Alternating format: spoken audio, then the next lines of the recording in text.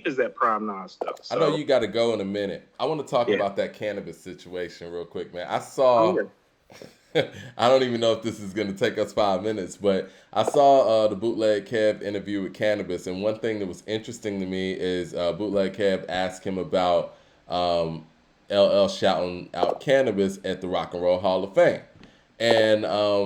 and Cannabis basically said that he wishes that they could have WWF'd it and they could have had somebody pull them to the side and made some money off of the battle or something to that degree.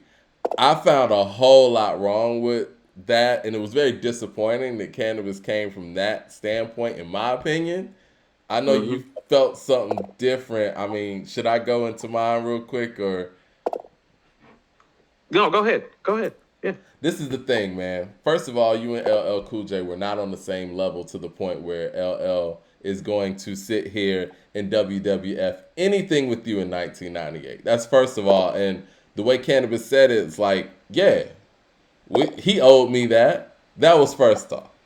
But second off, and maybe this should have been first off, I heard the phone conversation where LL Cool J did pull you to the side and said, don't put this out. Don't let these people gas you up. And you sat there and was like, yeah, man, yeah, I'm sorry, man. I'm sorry, this and that. And LL said, look, we'll come together. We'll do like a B-side record or whatever and put it on one of the mixtapes and everybody's good. And we'll show that unity. And Cannabis said, cool, that's what's up. And then put out second round knockout anyway. okay. So to sit there in this interview and act like you weren't pulled to the side and not even acknowledge the fact that, you know what, I just messed up, I got some bad advice, I hmm think is very dishonest. Okay, so let me speak about this so we can wrap this up Uh-huh. right quick. So what I did like about what he was saying is because he was speaking about the lack of unity and the gossipy and just kind of finicky behavior that takes place in this industry. So he was speaking to a lack of unity and cohesiveness in terms of getting money together and allocating funds and resources. And from that perspective, I do agree with him. I agree with all Black people in all forms and walks of life that are trying to galvanize within their industries that way. But here's LL what I said do. all that on that phone call too. Well, here's what I want to submit to you. What? No, here's what I want to submit to you because I have a personal story. He's hmm conveniently forgetting about how he was and how he behaved in that time. I met him when I was in high school when he had his buzz. I had a friend. We worked at a record store together. I got him the job at the record store. We used to go to local ciphers in Charlotte together. He used to live in Rock Hill and take me down to Rock Hill for other ciphers.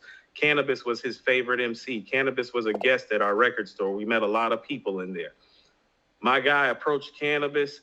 It was probably the rudest I've ever seen an MC treat a fan. He almost had my guy in tears to the point, Mike, and I've always been who I am. I rolled up and said something to him, and his security rolled up on me. My manager had to pull me to the back. But he was a whole motherfucker to the point that I was down to lose my job and box with him that day. He forget how he was behaving at the time, acting like he really was about to be the next Rakim, the next Exactly. Nas. I seen it live. My general manager had to pull me into the back for 15 minutes because I was about to be on that ass at 16. You remember that round table or whatnot when it was him, Big Pun, Most Def, DMX, and I all that? remember very well. I remember distinctively at the time, he was like, I'm going anchor. I earned that. That type of stuff.